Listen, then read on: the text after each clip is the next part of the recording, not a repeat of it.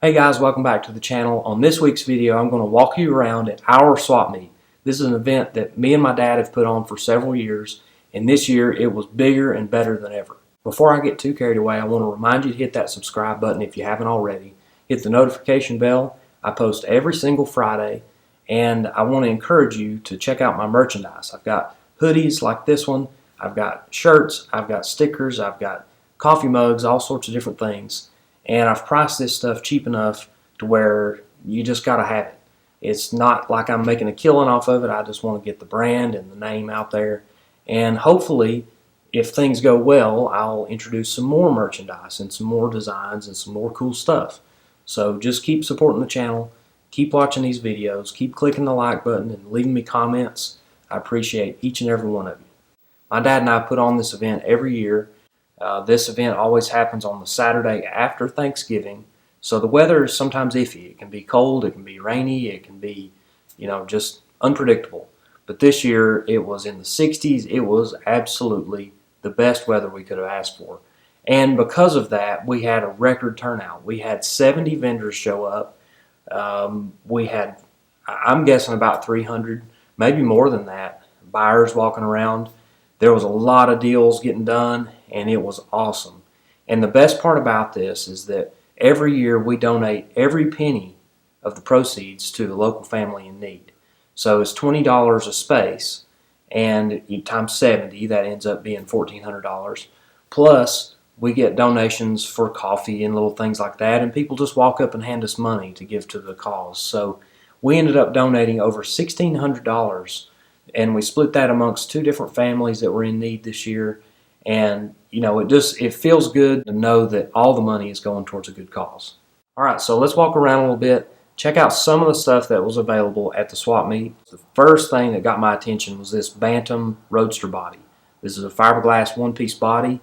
It's designed for an altered Roadster drag car. It's a wonder we didn't just go ahead and buy it, because this is the type of stuff we like.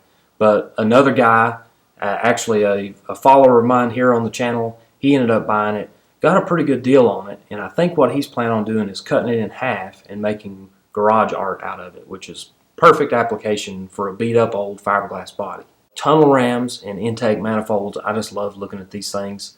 I like to buy them if they're cheap enough, but I mainly just like to check them out. And a couple more of my favorite items were these piecrust slicks. This guy came all the way from Nashville, Tennessee to set up here, and he had some really good items. He had these slicks, a couple of Stingray bikes, a couple of really cool induction systems for Fords, and some cool scoops and just random vintage type things. Along with the 70 vendors that showed up for the swap meet, we also had tons of cars that came just to come hang out. And I love the fact that the weather was perfect, and it encouraged people, even if they were not setting up as a vendor, it encouraged them to go ahead and drive their old car. I love the old police car. It reminds me of the Andy Griffith Show. And then we got a big block 67 Chevelle. We got another 66 Chevelle, a 55 Chevrolet Bel Air, a 56 Chevrolet station wagon. There was all sorts of cool stuff. Lots of Chevrolets around our area, so don't be surprised by that. Then we got a 57 Dodge Town Wagon. This belongs to my dad's buddy, Denny George. This thing's on a S10 chassis. It's got a 4.3. And then that's his brother's 66 Chevelle sitting next to it. That's a big block car as well. The green Pontiac Ventura with all that perfect patina, that belongs to my buddy Kyle. Now, I've mentioned him several times on the channel. He's always hauling cars for me and my buddies, and he even created his own YouTube channel called Hot Rod Relocation. You should go check that out and subscribe.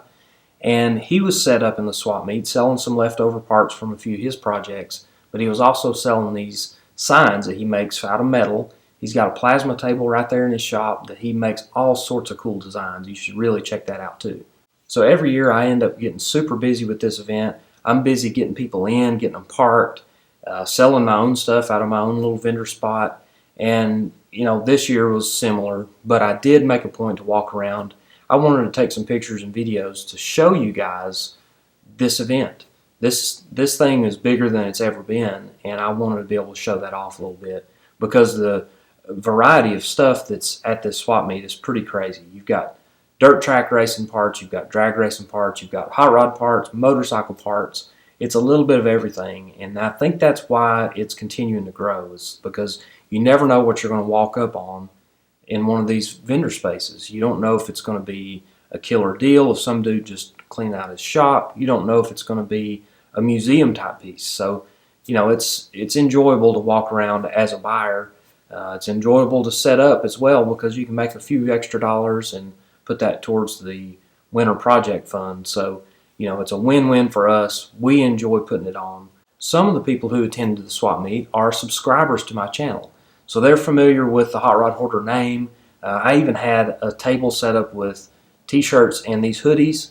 Kind of my first opportunity to really get in front of people and sell some merchandise. And I did pretty well. I sold about 40-something t-shirts and a few hoodies. And, I consider that a good thing. That's, again, just getting the name out there, making a couple dollars here and there. I'm not trying to get rich off of this stuff. I just price it cheap enough to where every dude can afford it. And that's kind of the point of it, is just to get this brand out there and start kind of spreading the word a little more. So anyways, I enjoyed that aspect of it. I enjoyed seeing some subscribers and some followers of mine to, come to Dayton, Tennessee, whether they came 10 minutes or 2 hours away. I really appreciate all the people coming out and supporting this event. Not only does it support me and my brand, Hot Rod Hoarder, but it obviously supports these two families that we split the money up and donated this year. So it's a huge, huge deal for me to see this event grow and to be able to donate more money every year to the cause. So I appreciate all the followers, all the subscribers, all the people who supported this event, and just hope to do it again next year, bigger and better.